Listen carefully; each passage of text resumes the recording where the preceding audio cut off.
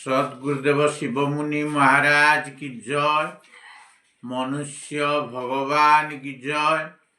अखिल भूमंडलीय सर्वशिरोमणि मुनि समाज की जय।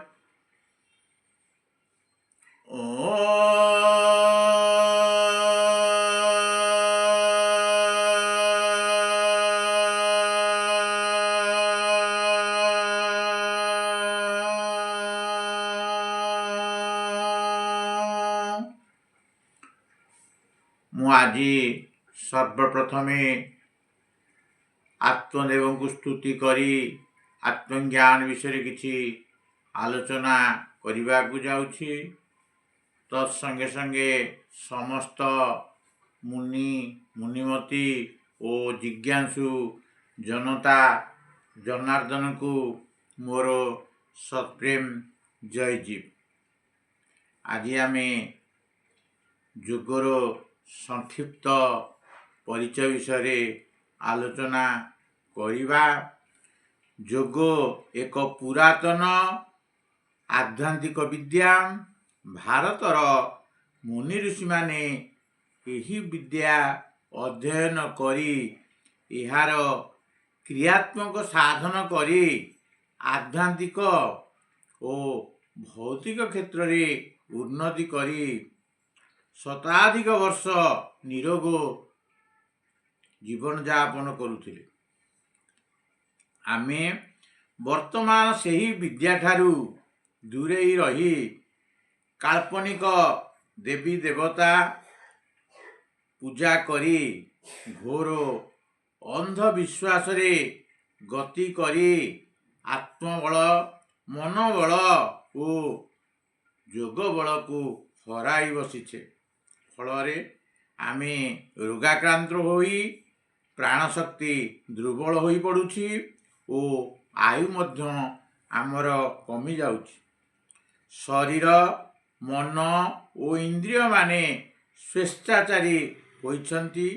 जदि आमे पूर्व गौरव को फेराई आनिया को चाहूँ और निजर सर्वांगीन उन्नति चाहूँ तेबे मुनि समाज रे प्रवेश करी योग साधन करिया को पड़िबा बा योग साधन करिबा उचित।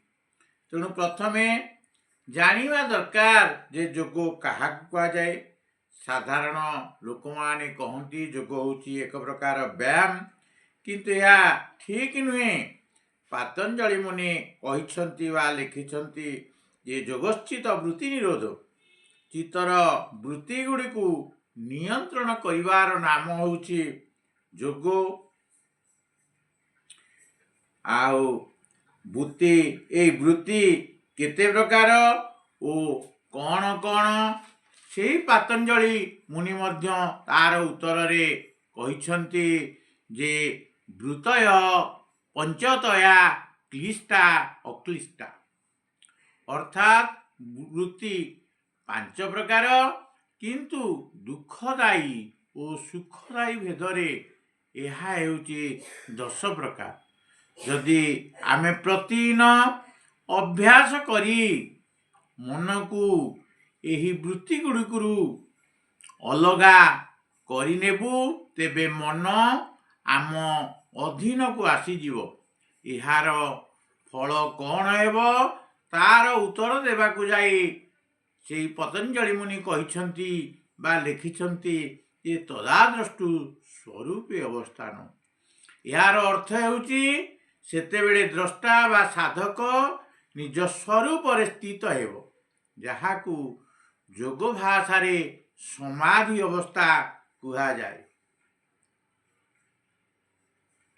जिए स्वस्थ स्वरूपस्थ बा समाधिस्थ हेबो से केबे अन्यस्थ रोगस्थ काल्पनिक ईश्वरस्थ भूतस्थ बा प्रेतस्थ हेबो नाही। एणु से निश्चित भाव रे निरोग निरामय जीवन यापन करिवो और दीर्घजीवी मध्यम होई पारिबो बा दीर्घजीवी हेबो।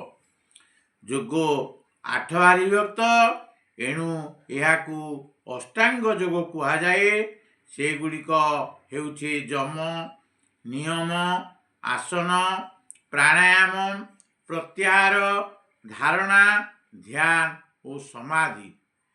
ଯମ ଓ ନିୟମକୁ ବହିରଙ୍ଗ ଯୋଗ ଏବଂ ଆସନ, ପ୍ରାଣାୟାମ, ପ୍ରତ୍ୟାହାର, ଧାରଣା, ଧ୍ୟାନ, ସମାଧିକୁ ଅନ୍ତରଙ୍ଗ ଯୋଗ କୁହାଯାଏ।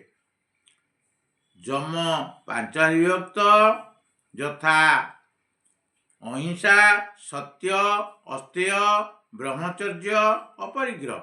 ନିୟମ ମଧ୍ୟ 5 ବିଭକ୍ତ, ଯଥା ଶୌଚ, ସନ୍ତୋଷ, ତପ, ସ୍ୱାଧ୍ୟାୟ ଓ ଈଶ୍ୱର ପ୍ରଣିଧାନ। ଯୋଗ ସାଧନର ସମୟ ସକାଳ 3ଟାରୁ 6ଟା ମଧ୍ୟରେ ବ୍ରହ୍ମ ମୁହୂର୍ତ୍ତରେ ଯୋଗ ସାଧନ କରିବା ଉଚିତ। ଅସୁବିଧା ବଶତଃ ସାଧକ ସନ୍ଧ୍ୟା 6ଟାରୁ 9ଟା ମଧ୍ୟରେ ଯୋଗ ସାଧନ କରିପାରେ।